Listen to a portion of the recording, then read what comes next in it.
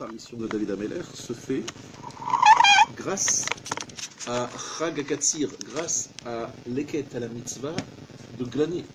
Parce qu'elle est venue pour glaner, elle est venue pour ramasser du blé qui est tombé, et elle rencontre là-bas celui qui va devenir son mari, qui va la repérer là-bas, et elle va se marier avec lui.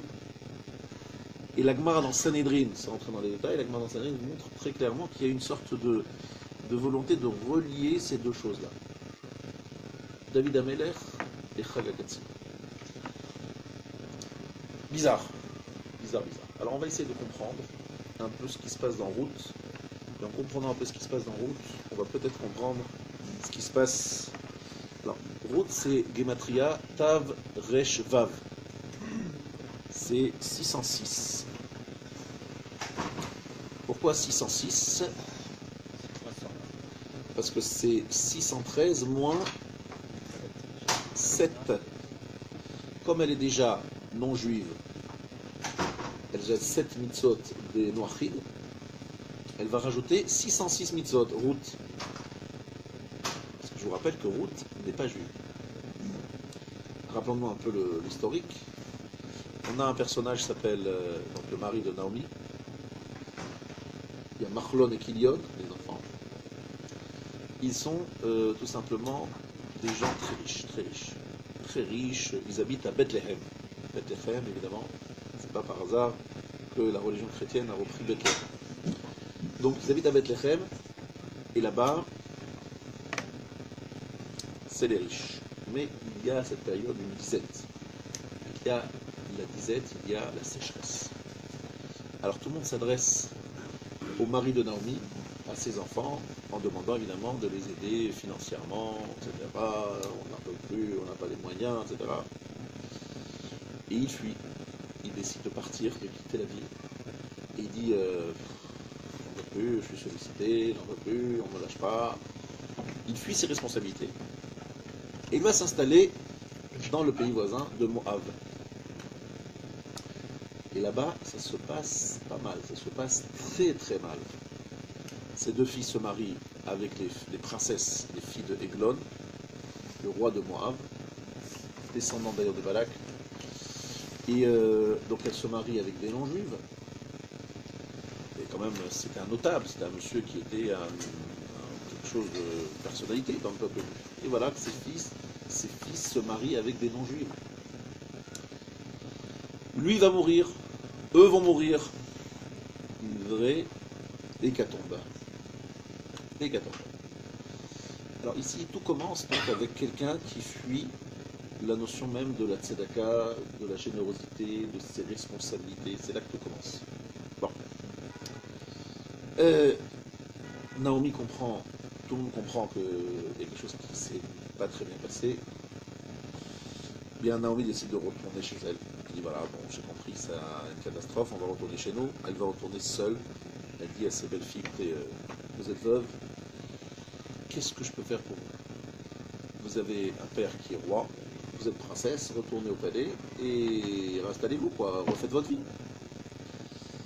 Alors Orpa, elle est d'accord, elle s'en va assez facilement, sans trop d'insistance. Et Ruth, elle dit je n'irai nulle part. Là où tu iras, j'irai. Là où ton Dieu est mon Dieu. Elle dit des phrases qui marquent son attachement profond à sa belle-mère, mais surtout à la religion de sa belle-mère. Elle a décidé de tout lécher. Et là, on est dans quelque chose de très intéressant. On parle de Gmilut Chassadim, de la générosité, une vraie don de soi. On est dans le don de soi. Ruth, elle va laisser tomber sa vie de princesse. Elle va suivre une belle-mère qui est veuve, qui est appauvrie, qui n'a aucun avenir à lui proposer, qui n'a rien à lui proposer. Elle va tout laisser tomber pour suivre l'aventure de sa belle-mère. Déjà, une belle-fille qui s'entend bien avec sa belle-mère, c'est quelque chose d'incroyable. Mais là, c'est pas qu'elle s'entend bien avec sa belle-mère, c'est qu'elle va abandonner sa vie de château pour aller avec une belle-mère qui est dans la dèche totale. Donc une vraie diorette, une vraie convertie, parce que là, elle n'a aucun intérêt, elle n'attend aucun homme, elle n'a aucun intérêt financier, elle a juste intérêt à prendre les jambes à son cou et partir comme Orpa. Orpa va quitter sa belle-mère, et le jour même, va être la proie de relations nombreuses et multiples, on appellera ça un viol collectif, et elle se trouve, enfin, où elle se laisse aller, en tout cas, situation terrible. Il va naître de ces relations un géant, un personnage terrifiant qui s'appellera Goliath. Goliath, c'est Orpa qui a tourné la nuque. Orpa, c'est un mot Oref, c'est le même mot que le mot paro. Et en fait, Orpa, c'est celle qui a tourné le dos à une grandeur, à un destin extraordinaire. On va lui reprocher, elle n'est pas juive, elle n'est pas obligée. Mais elle est passée à côté de quelque chose. Elle aurait pu comprendre que Naomi, c'était pas n'importe qui. Elle l'a pas compris. Et en partant de chez Naomi, elle a tout laissé tomber. Et pas seulement laissé tomber, elle s'est laissée aller dans la débauche la plus totale. Goliath qui va affronter David Ameller des années plus tard. David Ameller, descendant de Ruth, sa sœur. C'est-à-dire que les deux sœurs vont donner les deux héros qui vont s'affronter des années plus tard. C'est quand même incroyable. Pour nous rappeler déjà une chose, Rabotai, c'est que lorsqu'on a la chance de côtoyer des personnalités, parce que dans la vie, il y a des opportunités spirituelles qui se présentent à nous, et il ne faut pas laisser tomber. C'est une grande responsabilité de laisser passer ce genre d'expérience. Alors, encore une fois, elle n'est pas juive, elle n'est pas obligée de se convertir, mais elle a vu des choses, et elle est restée insensible, ça la rend plus fragile. Je répète, voir des choses, des grandes choses, et rester insensible, et continuer sa route, nous rend plus fragiles. Parce que tu as vu, tu as pu apprécier, et tu as décidé de tourner la nuque, hors pas. En tournant la nuque, tu t'es détourné. Il y a des gens qui ne savent pas, il y a des gens qui n'ont pas vu, il y a des gens qui sont ignorants. Il y a des gens qui savent, qui ont vu, et qui tournent leur nuque. Donc ils se détournent de quelque chose, et en cela, ils perdent leur crédit, ils perdent surtout une chance, et ça peut aller très bas. Elle descend très bas. C'est une chute libre. Ici, nos Chachamim nous font remarquer comme une chose assez étonnante. On oppose l'attitude de Marie de Naomi et de ses fils qui fuient leurs responsabilités. Il s'appelait Elimelech, le mari de Naomi. Elimelech, il fuit ses responsabilités, il meurt. Donc on a quelqu'un qui fuit la responsabilité de Bnei Chassadim. Et finalement, Ruth est captée. Ruth, cette Moabite. Je rappelle quand même que Moab, il faut quand même se rappeler de son origine. Alors Moab, son origine, c'est connu, et c'est pas assez bien compris. L'origine de Moab, comme son nom l'indique, c'est Mehav, du père. Il s'agit des filles de Lot qui ont enivré leur père, Lot, pour avoir une relation avec lui, pensant que le monde était complètement détruit. Donc, c'est vraiment des filles, il faut bien comprendre, il ne faut pas voir ça comme de l'inceste bas de gamme. Ce sont vraiment des filles qui se sont dit, on a un devoir par rapport au monde. Nous devons quelque chose à l'humanité. Pourquoi? Elles étaient à Sodome. Alors, ils ont habité à Sodome, et Sodome, c'est la cata.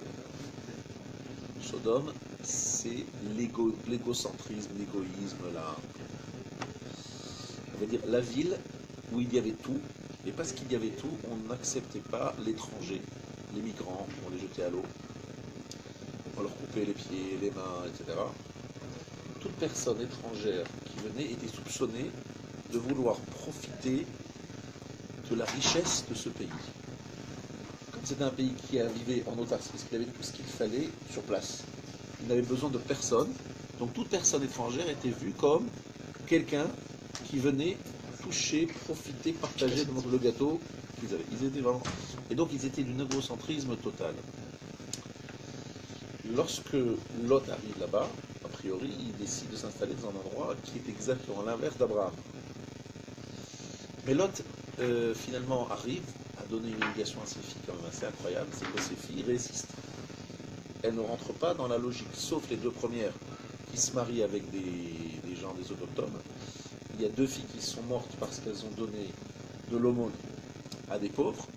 Ils ont servi à des pauvres, donc ils ont été tués en mettant du miel sur leur corps. Elles ont été la proie des abeilles. Une mort atroce. ça montre qu'elles ont pris quelque chose de leur père. Le père est prêt à donner sa vie, ou ses filles même, aux gens de Sodome qui veulent abuser des deux invités. On est vraiment dans une vie complètement tordue, complètement qui est l'inverse. Et Lot, il résiste. Lot, il reçoit les invités. Ses filles veulent recevoir les invités. Une résistance que l'on retrouve aussi dans la relation des filles de Lot avec leur père.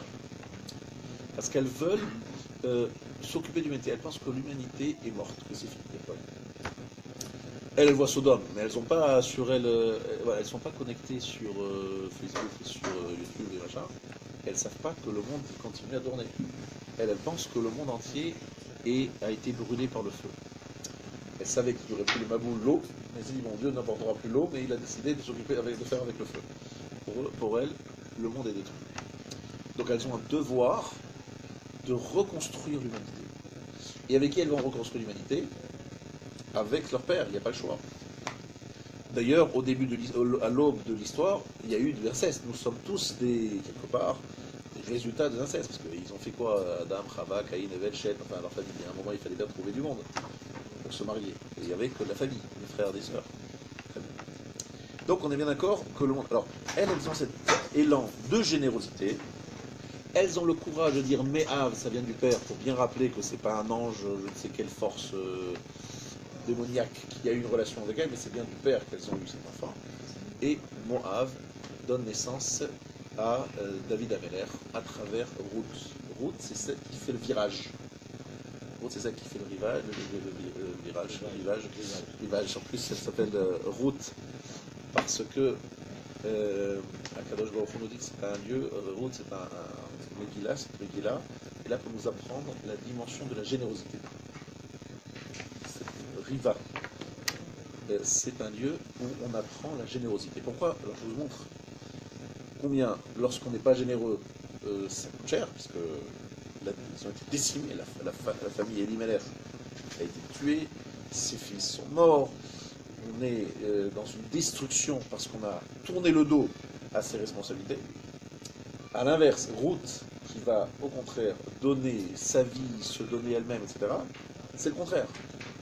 Les filles de Lot qui viennent de Sodome et qui sont prêtes à, on va dire, à assumer la honte, parce qu'il faut savoir que ça faisait honte à l'époque, mais elles se disent investies d'une mission, celle de perpétuer l'humanité. Elles vont aller avec leur père et elles vont avoir deux fils, Moav et Ammon. De Moav va naître Ruth. Ruth va être celle qui s'appelle la Tzedeket, la juste, qui a capté des choses là-bas. Alors, je vais vous expliquer ce qui se passe ici, c'est un petit peu un chidouche, pour bien écouter ce que ça veut dire. On est en train de parler de l'équette, la quête, c'est-à-dire de glaner des épis tombés après la moisson, pendant la moisson. Et les Sifrei Kabbalah nous disent que la notion de l'équette, du katsir, est une forme de message codé. C'est un message codé de ce que représente Ruth et toutes celles ou tous ceux qui ressemblent à Ruth, qui sont ceux qui viennent capter les choses perdues, les choses tombées, les choses dispersées, les étincelles perdues, les étincelles dispersées. J'ai expliqué Shabbat dernier qu'en fait, il y a plusieurs façons de capter la présence divine. Il y a la lumière et il y a l'obscurité. Et dans l'obscurité, il y a des étincelles de lumière. Qu'est-ce que ça veut dire que dans l'obscurité, il y a des étincelles de lumière? J'ai donné l'image suivante, je dis voilà, je suis dans ma chambre et que ma chambre est obscure, je cherche un objet qui est tombé je ne sais où, un petit objet dans ma chambre. J'allume la lumière, je le cherche, je ne le trouve pas, j'éteins la lumière, je prends une torche, je le trouve, sous le lit, machin, d'accord. Je lui dis regardez, dans la lumière, je ne le trouvais pas, je l'ai trouvé parce que j'ai éteint la lumière et j'ai utilisé une torche. Ça m'a permis de capter des choses qui n'apparaissaient pas dans la lumière. Toute la période de Pessah jusqu'à Shavuot est lancée par Bedikat Hametz. Et Bedikat Hametz, c'est éteindre la lumière et prendre une torche et prendre une bougie pour chercher dans les recoins. C'est-à-dire qu'on est dans une période de l'année on est censé capter dans l'obscurité des étincelles de lumière. C'est-à-dire voir apparaître des choses dans l'obscurité qui n'apparaissent pas évidemment dans la lumière. C'est pour cela que la fête de Pessah se fait et se fête surtout la nuit. Le soir du Seder, c'est la nuit. Même le passage de la mer Rouge, c'est la nuit. C'est-à-dire qu'on est dans la nuit qui devient éclairante, qui devient riche d'enseignements. Qu'est-ce que ça veut dire? C'est qu'il y a des choses que l'on ne voit pas lorsqu'on est dans quelque chose de lumineux. Alors les choses lumineuses, il y a des présences et des captations qui ne sont pas... il y a trop de lumière, on ne peut pas voir. Juste avant Makat Bechorot, il y a Makat Rocher, il y a l'obscurité. L'obscurité précédant Makat Bechorot, c'est pas par hasard. C'est pour nous dire qu'en vérité, toute la fête de Pessah, elle est là pour nous permettre de regarder l'obscurité, de capter des choses sur l'obscurité. C'est quoi l'obscurité? C'est le galout, c'est l'exil. Et dans l'exil, dans l'Égypte, il y a des choses à prendre qu'il faut prendre avec nous, qui sont symbolisées par ces richesses que l'on va prendre en Égypte. On insiste beaucoup là-dessus. Pendant la période de l'obscurité, les Juifs allaient fouiner chez les voisins et ils avaient une vue perçante. Ils voyaient à travers les murs et à travers les objets. Donc lorsqu'après, ils venaient emprunter à leurs voisins pour partir leurs objets, les voisins disaient, mais vous voulez? J'ai pas ça, moi j'ai rien du tout. Ah, tu n'as rien. Regarde dans le tiroir au fond de la pièce là-bas, le troisième tiroir à gauche. Et comment il sait? Comment il sait? Parce que pendant Makat Rocher, il avait une vision perçante qui lui permettait de capter toutes ces petites choses, etc. perdues.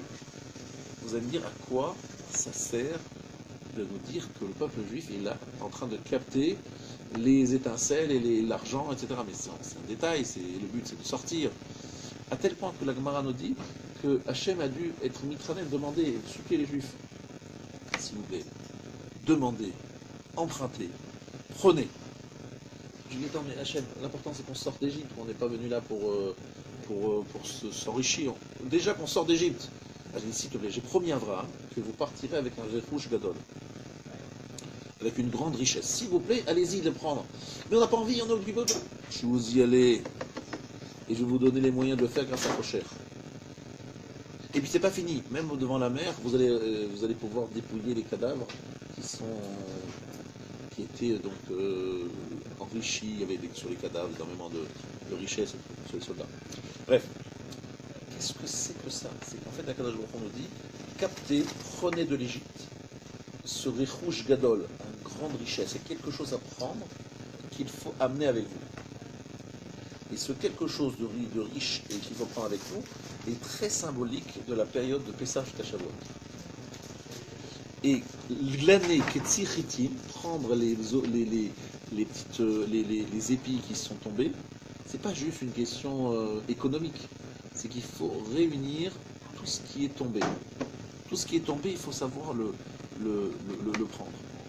La traduction en des termes plus proches de nous, c'est que lorsque par exemple vous êtes en France, dans un exil qui s'appelle la France, il y a des choses, on va dire, qui sont négatives certainement, mais aussi des choses positives. Et un juif, lorsqu'il est dans l'exil, il est là pour glaner les quêtes, tout ce qui tombe, il est là pour le prendre. Qu'est-ce que ça veut dire? Il est là pour prendre le côté positif de l'exil dans lequel il est. Qu'il ne peut connaître que parce qu'il est dans l'obscurité de l'exil et que ces quelques petites choses scintillent dans l'obscurité. S'il n'y avait pas d'obscurité, on ne les trouverait pas. Mais comme c'est obscur, ça scintille dans l'obscurité. Donc on arrive à les capter et à les prendre. Un peu comme si vous êtes en train de chercher des diamants, vous rentrez dans une grotte. Si ça scintille, vous savez qu'il y a un diamant. Si ça ne scintille pas, il n'y a pas de diamant. Donc il faut savoir trouver cette lueur. Est-ce que c'est clair? L'exemple de tout cela, l'origine de tout cela, vient de Sodome. Parce que Sodome là-bas, c'est pas qu'il y a de l'obscurité, là-bas c'est l'obscurité, elle est puissance 10 millions. De là-bas, on va sortir route, grâce à Lot et ses filles, qui vont pouvoir capturer ces étincelles-là qu'elles vont amener à Ruth, que Ruth va savoir capter et être la maîtresse Ima Shel Malchut, l'origine même de la Malchut, de la royauté. C'est elle qui va être assise à côté de Shlomo Amelech. Elle va vivre très longtemps et elle va être restée. Elle aura un trône. C'est bien hein, l'histoire. Le peu de gens connaissent, elle aura un trône à côté de Shlomo. Et lorsqu'on demandait à Shlomo, mais c'est qui cette vieille grand-mère là? Qu'est-ce qu'elle fait là? Il faut qu'elle aille à la maison de retraite. Réponse, Zou Ima Shel Malchut. Voilà la matrice, l'origine de la royauté. Dis-moi qui c'est cette dame? Eh bien, elle vient de Moab. Et c'est qui Moab? Ils viennent de Sodome. Ah bon, bravo. C'est ça, le Yichus, la grande origine, magnifique, etc.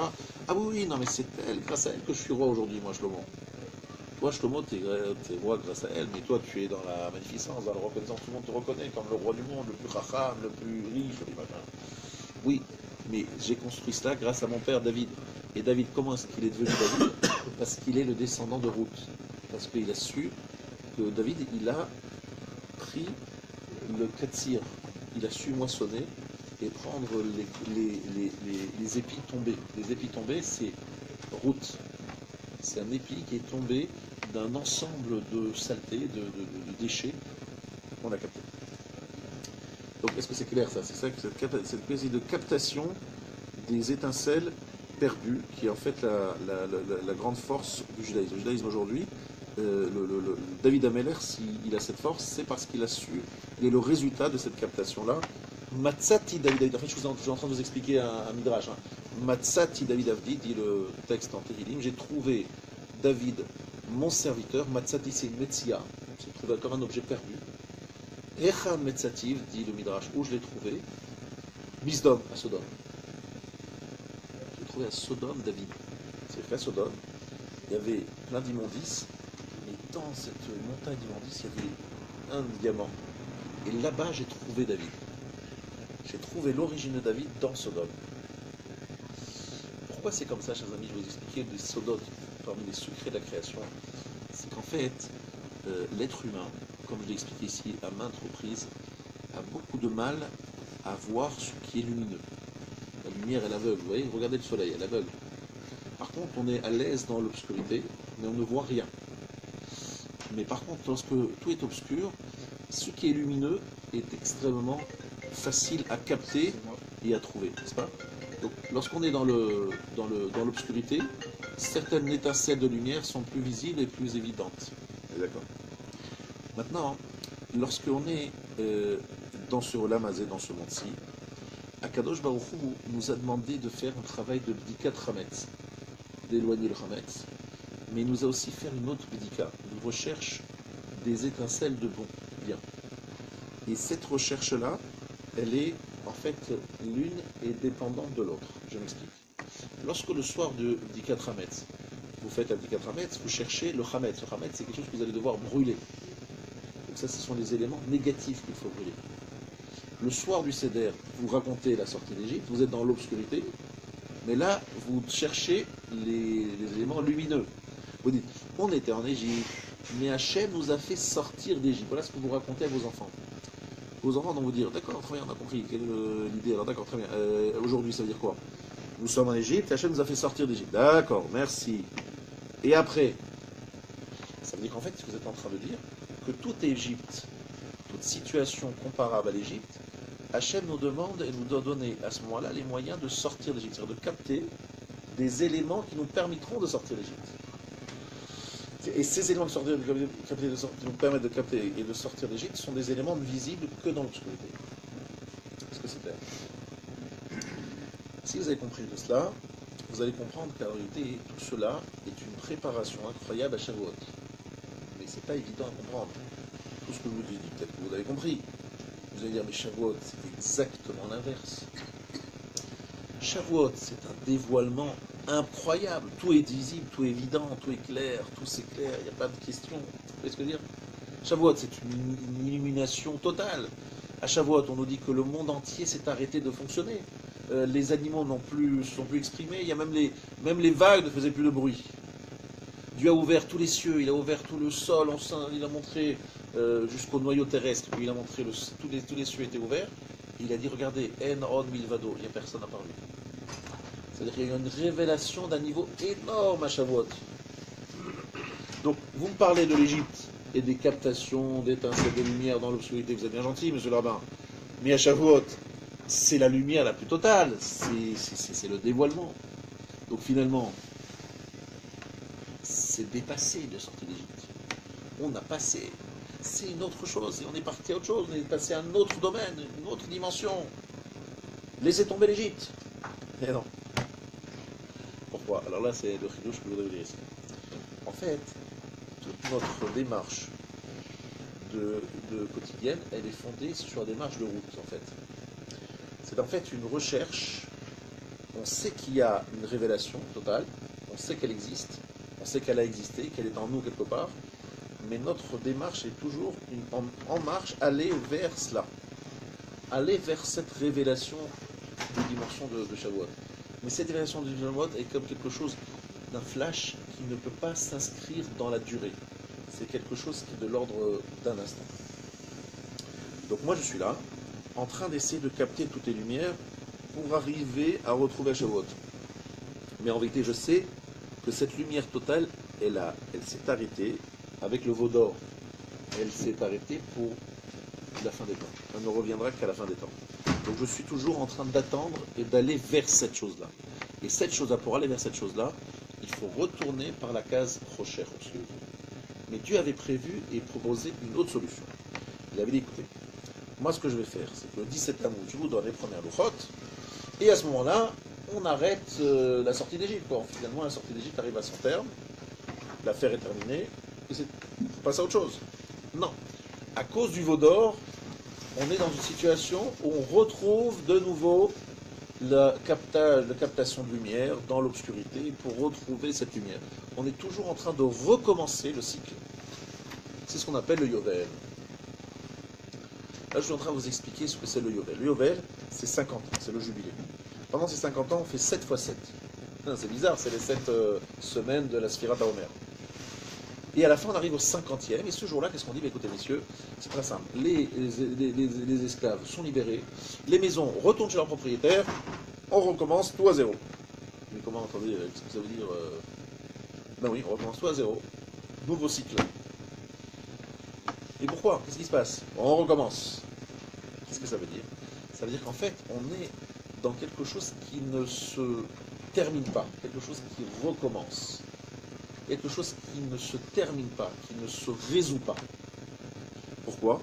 Parce que depuis le veau d'or, et c'était prévu de ça depuis le début de la création, ça serait comme ça, il y a des chutes et on recommence à capter l'obscurité, la lumière dans l'obscurité. Alors regardez bien, suite de l'histoire. Ruth, qu'est-ce qu'elle fait? Elle fait ce que demande sa belle-mère, c'est-à-dire elle va glaner les petits grains les petites épis perdus. À ce moment-là, Boaz, il la découvre, et il se dit, mais c'est qui cette jeune fille? On lui dit, voilà, elle vient de là-bas, etc., etc., etc. Là, Boaz, il capte qu'il a une mission. Laquelle? Le hiboum. Le hiboum, c'est-à-dire une femme qui perd son mari, elle va se marier avec son beau-frère. Pourquoi? Parce qu'il faut perpétuer l'image de son mari, l'âme de son mari qui est en déshérence. Il faut lui donner une descendance. Et donc se marier avec son frère pour avoir un enfant. Cet enfant sera celui qui sera le réceptacle de l'âme du défunt.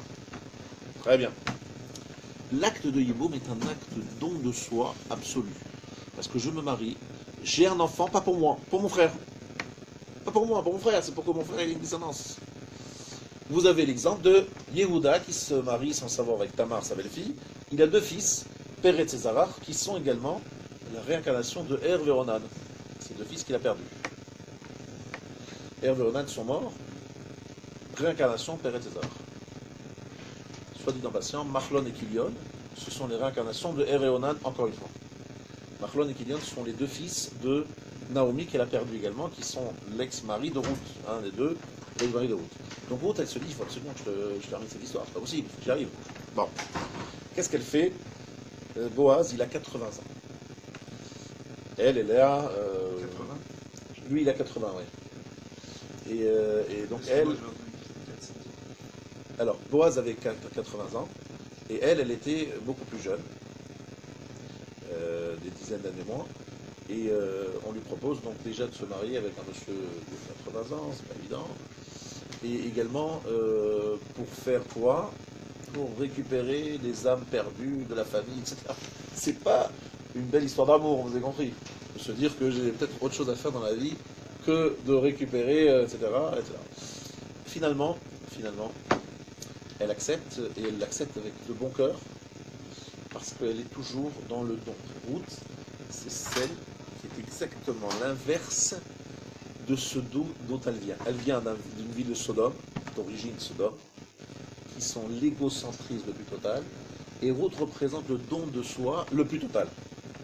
Elle est prête à se marier avec quelqu'un de 80 ans, qui d'ailleurs va mourir quelques heures, voire quelques instants, après avoir eu une relation avec elle, qui va être fructueuse, il va avoir un fils, d'accord? Cette relation va donner quelque chose, et qui sera l'origine même de David Amer.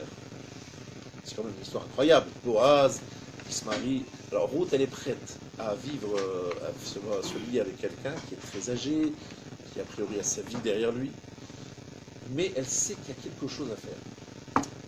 Incroyable que l'âme du Mashiach, de David Ameler, va être captée chez Sodome à travers une route qui arrive de je ne sais où et qui, comme ça. Pourquoi ça se passe comme ça? À cause de la sortie d'Égypte. Qu'est-ce que ça veut dire? À cause de la lumière captée dans l'obscurité. Cette lumière ne peut être captée que dans l'obscurité. Mais pourquoi c'est comme ça? Il y a Shavuot, oui, mais Shavuot, c'est tombé en... Malheureusement, ça a été gâché par le Vaudor. Donc on recommence le même système. Quel est l'intérêt? Pourquoi c'est comme ça? C'est comme ça pour une raison très simple, chers amis. Lorsque le Beth Amikdash existait, les Juifs se sont un peu laissés aller. C'est pour ça qu'on parle du Galout. Vous savez que le Galout décrit dans Bechukotai, selon Ramban Nachmanide, c'est l'exil du premier temple, la destruction du premier temple. Pourquoi est-ce que le premier temple a-t-il été détruit? Vous le savez? Non, ça c'est le second. Le premier, c'est parce qu'il y avait Avodah Zarah, Kilou et Rayot et Shvirut Damim. Ça, c'est les raisons officielles. Nous avons donné deux autres raisons. La première, c'est qu'il y avait une absence du respect de la Shemitah. Et il y a une autre raison qui est écrite en filigrane dans la paracha de cette semaine, mais explicitement dans la Gemara, Lo barechu babrachat Torah Trila. Ils n'ont pas fait Birkat à Torah avant d'étudier la Torah. Ils ne faisaient pas Birkat à Torah. Alors, Birkat à Torah, on se dit, bon, ça va, c'est un détail, on ne va pas mourir pour ça, on va pas détruire tout. Alors, les commentateurs expliquent que ça veut dire qu'en fait, la Torah n'avait pas aussi d'importance à leurs yeux. Ils étudiaient la Torah, mais ils n'étudiaient pas avec leur cœur, avec leur âme, avec leur enthousiasme, avec leur force. C'était trop superficiel, c'était un peu, voilà, un peu léger, très léger. Im bechukotai telechu, disent nos chachamim, si vous irez dans mes lois, qu'est-ce que Rashi explique? C'est quoi marcher? En marche, c'est quoi être en marche? Bechukotai telechu. Il faut marcher dans mes lois. C'est quoi marcher dans mes lois? Shetiyu amelim batorah, que vous soyez en train d'étudier la Torah avec amal. C'est quoi amal? L'effort. L'effort. Alors, écoutez-moi bien. Modéani lefanecha. Qu'est-ce que je suis en train de vous lire? La bénédiction, la bénédiction, le remerciement que nous faisons à Hachem lorsque nous avons terminé notre étude. Nous étions en Beth Midrash, nous avons étudié Baruch Hachem un certain temps, et à la fin on s'en va, on retourne chez nous pour prendre un peu de repos. Modéani lefanecha, je te remercie, chez Santa Chelki, mi yoshve Beth Midrash, velo Santa Chelki, mi yoshve Kranot, merci de m'avoir mis dans le Beth Midrash et pas dans les coins, c'est-à-dire en train de parler de Dvarim Betelim. Anu mashkimim, vehem mashkimim, Dvarim Betelim, ani amel, vehem amelim. Eux ils travaillent, moi je travaille. Ani amel kabel sachar, moi je travaille et je reçois un salaire. Hem amelim, venam kabel sachar. Eux ils travaillent mais ils n'ont pas de salaire. Le Chavetz Chaim me dit, mais c'est bizarre quand même, moi je connais des gens qui travaillent, qui gagnent quand même un peu leur vie, non? Hem amelim, venam kabel sachar. Ils travaillent, ils n'ont pas de salaire. Mais les pauvres, ils travaillent pour rien. Ils travaillent, mais ils gagnent leur vie, non? Amelim, venam kabel sachar. Il n'y a pas de salaire. Oui, il n'y a pas de salaire là-bas. Non, qu'est-ce que ça veut dire qu'ils n'ont pas de salaire? Réponse. Dans le monde du travail, si vous venez dire à votre employeur, écoute, j'ai fait énormément d'efforts, je me suis tué au travail, mais j'ai réussi à ne rien faire, j'ai rien fait, rien produit. Mais j'ai travaillé comme un malade, hein. Il dit, monsieur, la porte, elle est là, vous allez pleurer à votre grand-mère, si vous voulez.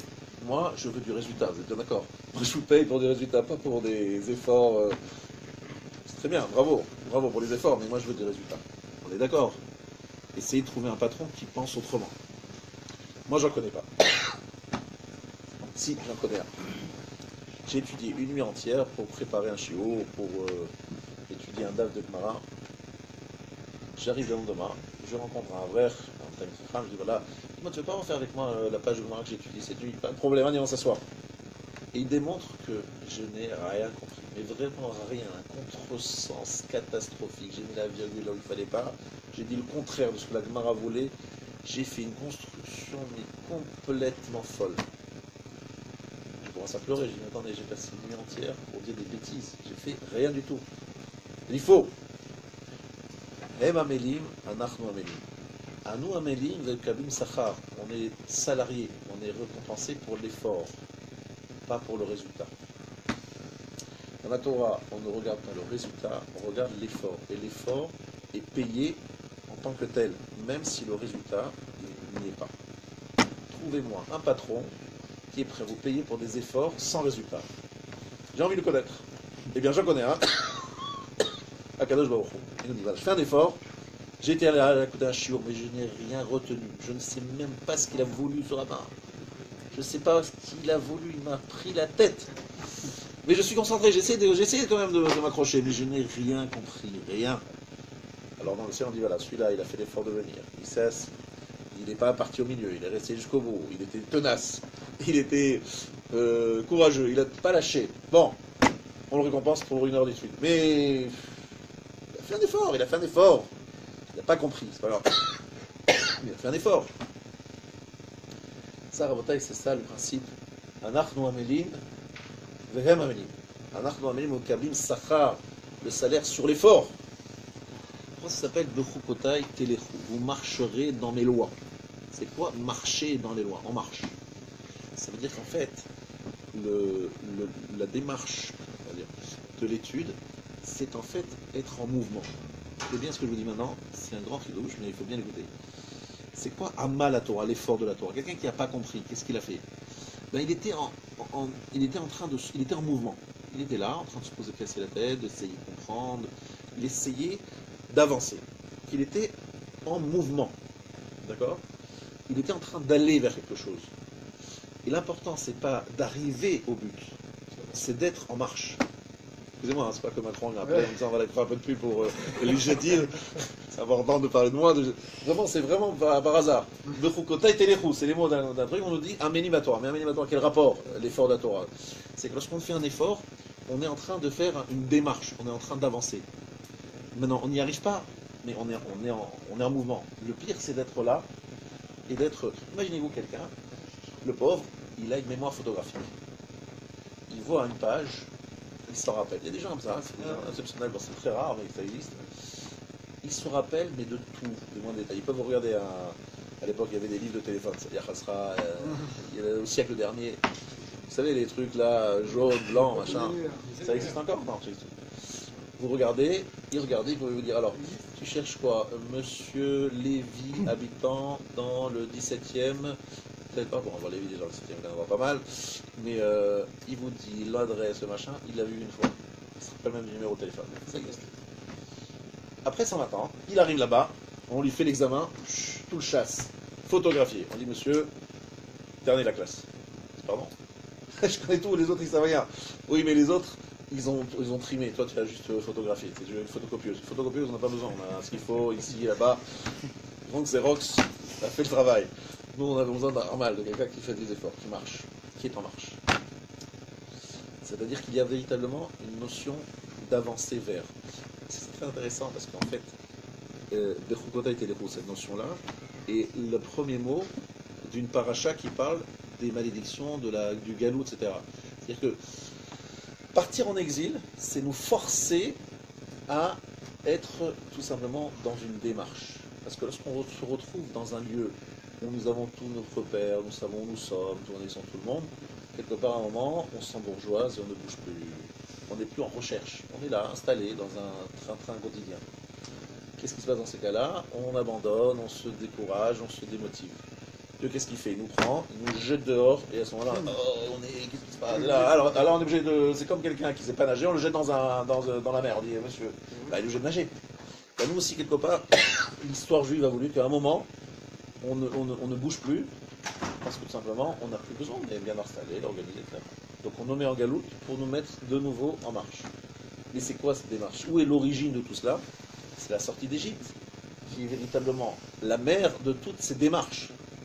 L'origine de toute cette démarche-là, qui est celle de venir d'un flash, le soir du Seder, et puis on se dit, tiens, on va essayer d'arriver vers Shavuot, d'essayer de comprendre les choses dans leur plénitude.